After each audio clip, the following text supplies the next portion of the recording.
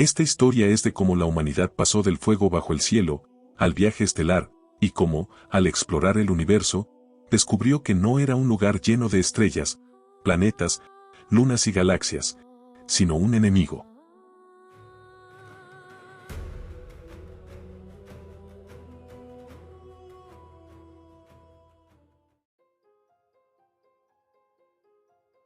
Mi primer nombre fue Voldan. Así es como llamábamos en ese tiempo al cielo. Yo estuve allí, al principio cuando no éramos más que miedo y fuego, temblando ante la noche, creyendo que el mundo terminaba más allá de la luz de las hogueras. Aprendimos a cazar, a hablar, a recordar. Con el tiempo, dominamos la tierra, levantamos imperios y los destruimos con la misma facilidad con la que se enciende una llama. Presencié guerras que cubrieron continentes enteros, y también momentos de asombrosa belleza, manos que creaban arte, mentes que descifraban las estrellas. El descubrimiento de la ciencia llegó, luego el desafío a los dioses. Pero nunca dejamos de luchar. Ni entre nosotros, ni contra lo desconocido. Dividimos el mundo, lo reconstruimos, lo llevamos al borde del colapso más de una vez. Y aún así, avanzamos. Siempre avanzamos. Como si algo, más allá de la comprensión, nos empujara hacia adelante. Cuando finalmente abandonamos nuestro planeta natal, no lo hicimos en paz, sino cargando consigo todo lo que éramos, ambición, miedo y la insaciable necesidad de ir más lejos. Caímos. Nos levantamos. Y lo que vendría después, ni siquiera lo imaginamos en nuestras historias y cuentos más locos. ¿Estaríamos preparados para enfrentarlo? Pues puede ser. Nuestra historia confirmada que nos enfrentamos a grandes desafíos, este sería el más grande de todos, pero no nos agarraba sin entenderlo completamente, yo soy un testigo eterno de ello. Yo mismo soy una rareza entre mi especie. Por eso les contaré esto. Para que entiendan quién soy. Muchos dirían que soy un inmortal, y quizá no estén del todo equivocados. Pero no es una verdad completa. Yo también moriré algún día. He visto a otros como yo hacerlo. No será el tiempo quien me reclame, ni la enfermedad. Esas cosas dejaron de tener significado hace mucho. Pero aún existen finales. Una espada. Una lanza. Una bala. Incluso ahora, en un universo donde el cielo ya no se llama Voldan, existen otras cosas que pueden acabar conmigo. Aunque, si he de ser sincero. Después de todo lo que he visto, de todo lo que ha surgido de aquel primer cielo que temíamos. Dudo que mi final sea tan simple. Tal vez, sea algo mucho más espectacular que eso.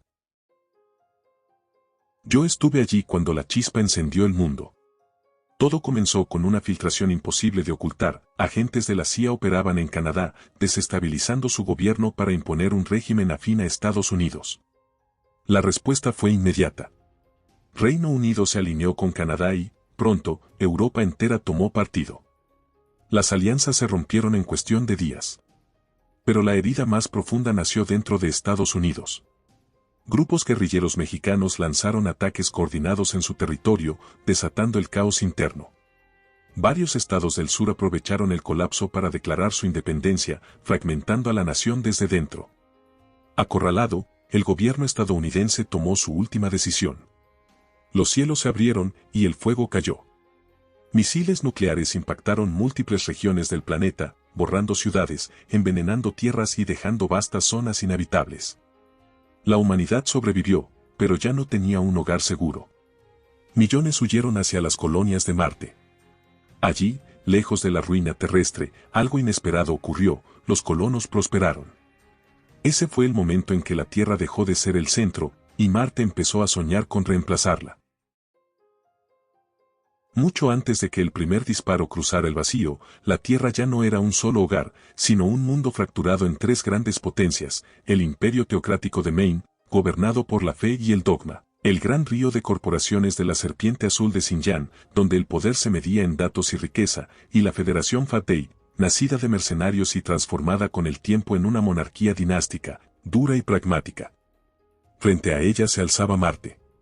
Unido. Fuerte. Silenciosamente superior.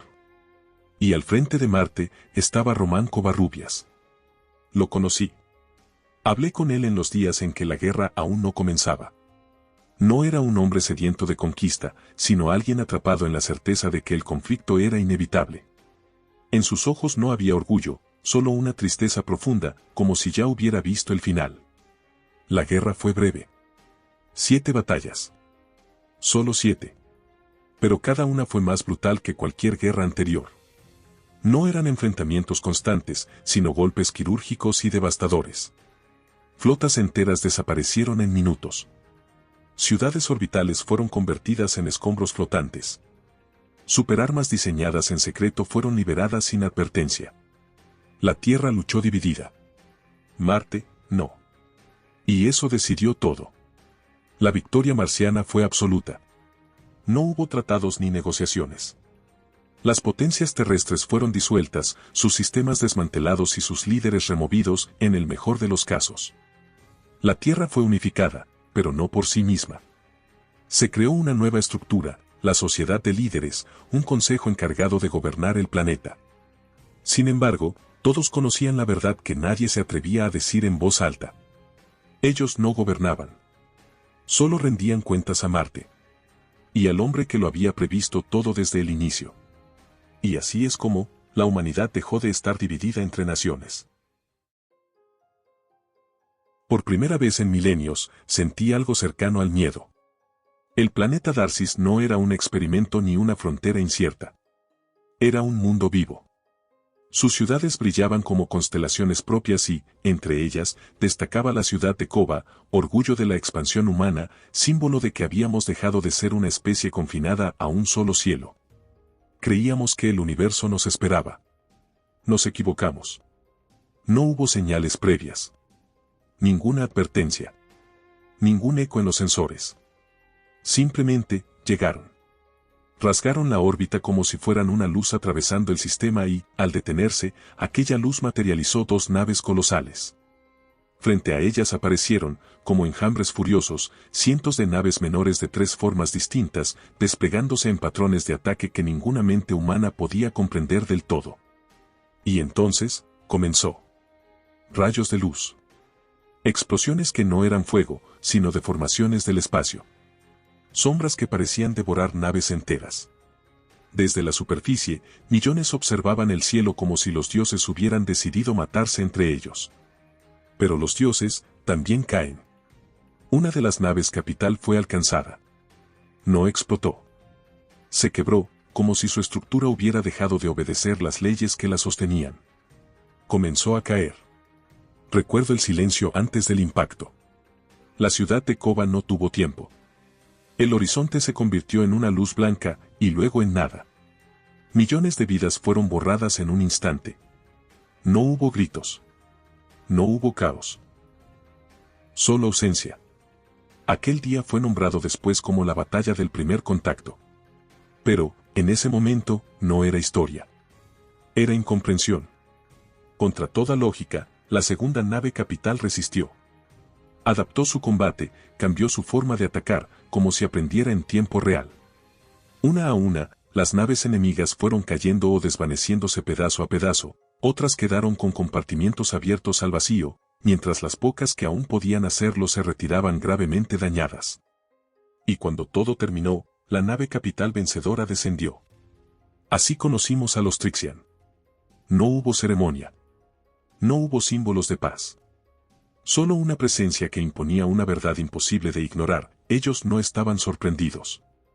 Nosotros sí. Nos hablaron. No con palabras al principio, sino con algo más profundo, como si nuestras mentes fueran obligadas a comprender. Y lo que dijeron, quebró algo dentro de la humanidad. El universo llevaba más de 2500 años en guerra. Mientras hablaban, mi memoria me traicionó. Recordé marchas antiguas, polvo en Persia, estandartes ondeando bajo el sol junto a Alejandro Magno. Pensé que había visto guerras. Pensé que entendía el conflicto. No sabía nada. Las fuerzas que acabábamos de presenciar no eran el enemigo principal. Eran restos. Sobrevivientes de civilizaciones derrotadas, convertidos en saqueadores. Los Trixian los llamaban la flota errante. Una docena de especies sin mundos. Sin futuro. Vagando por el espacio, tomando lo que pudieran de quienes aún no habían sido destruidos. Eso era lo que buscaban en Darcis. No conquistarnos, sino saquearnos. Pero los Trixian no los dejaron. Y no fue por compasión. Fue por cálculo. Nos observaron y vieron algo. Potencial. No como aliados iguales. No como una civilización digna. Sino como un recurso más valioso que los restos que intentaban robarnos. Esa fue la segunda herida de aquel día. La primera fue la destrucción. La segunda, comprender nuestro lugar. Entonces nos dijeron lo inevitable. Prepárense. Porque la guerra verdadera no era contra la flota errante, ni contra ninguna especie que pudiéramos imaginar. Era contra algo más. Algo que no se comportaba como una civilización. Nos hablaron de flotas que no viajaban, aparecían. De naves que no eran construidas, sino manifestadas. De enemigos que parecían surgir del mismo tejido del universo, como si la realidad estuviera intentando expulsar a quienes la habitaban. No lo entendimos. No podíamos. Pero una idea quedó grabada en todos. El universo no era un escenario. Era un campo de batalla que luchaba contra sus propios ocupantes. Y nosotros apenas habíamos llegado. La humanidad entera cambió su propósito y dejó de mirar hacia el futuro para empezar a armarse contra él. Tras la devastación en Darcis, la humanidad no debatió, no dudó, se transformó. Gobiernos, culturas y economías. Todo fue absorbido por una sola idea: la guerra.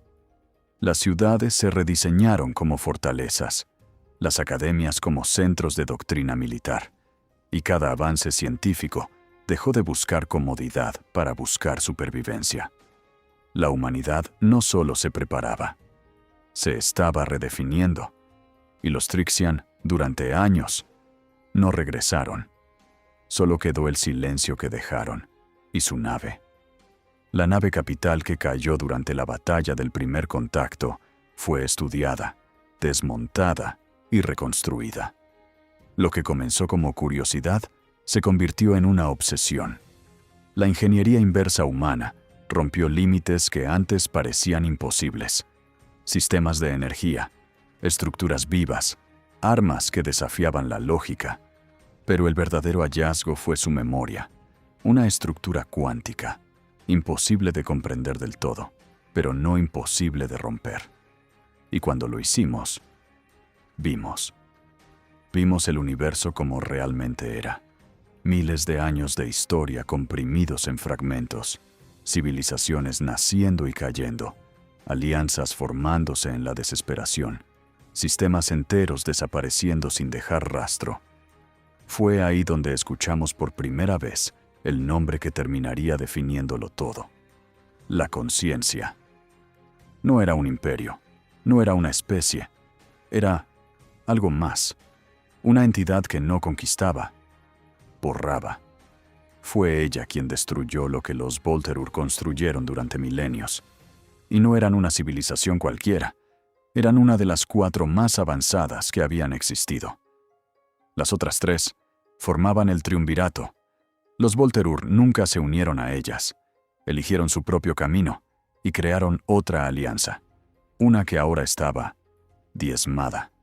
Muchos de sus restos, de hecho, eran lo que nosotros conocíamos como la flota errante, pero no eran simples carroñeros. Aún tenían poder, aún tenían dientes, y aún sobrevivían. Mientras tanto, los Trixian comenzaron a observar.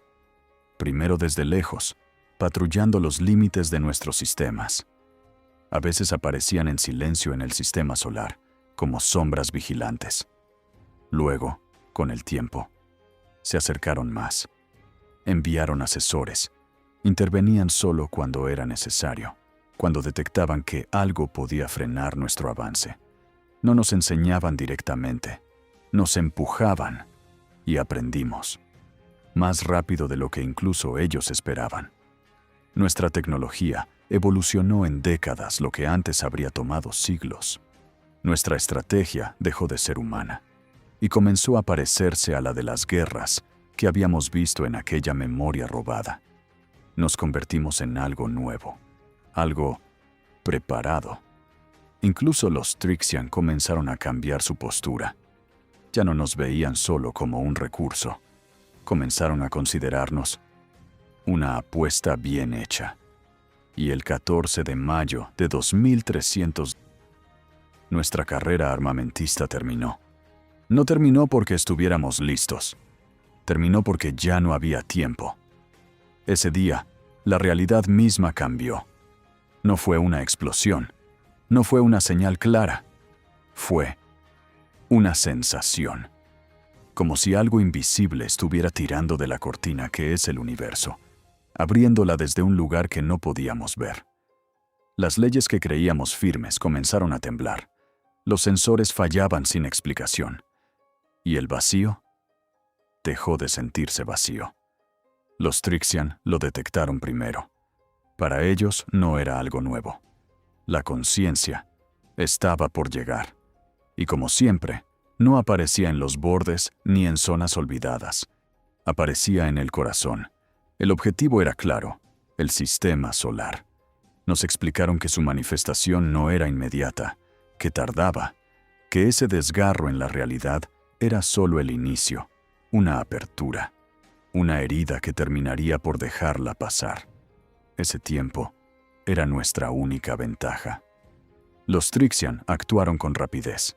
Convocaron flotas. Naves comenzaron a llenar el espacio entre planetas, desplegándose en formaciones defensivas. Pero no venían en busca de batalla. Entonces nos dijeron lo que, según ellos, era lo lógico: evacuar, abandonar el sistema, sobrevivir. Pero la humanidad ya no era la misma que había visto caer Kova. Nos negamos, no con dudas, no con miedo, con decisión. Les dijimos que no seríamos como la flota errante. No seríamos otra especie, más vagando entre estrellas muertas, viviendo de lo que otros dejaron atrás. Habíamos construido algo, y no lo abandonaríamos. Lucharíamos, y ganaríamos, o caeríamos. Pero no desapareceríamos en silencio, marchitándonos en la oscuridad del espacio, olvidados por un universo en guerra. Este era nuestro hogar, el lugar donde todo comenzó. Y si la conciencia venía por él, entonces tendría que arrancárnoslo. Porque si había algo que la humanidad había aprendido, después de milenios de guerra, caída y ascenso, era esto: no nos iríamos. Si era necesario, moriríamos y haríamos sangrar a la bestia. Así, nuestra caída al menos daría esperanza al resto, para que dejaran atrás la cobardía y de una vez por todas presentaran batalla. Nuestra historia siempre nos lo había enseñado. A veces, un ejército sacrificado da al resto la fuerza suficiente para anhelar la victoria. Así que tal vez hoy sea el día. Después de 20.000 años de vida, es posible que mi tiempo llegue a su fin. Una lástima. Apenas es cuando la historia humana se va a poner interesante.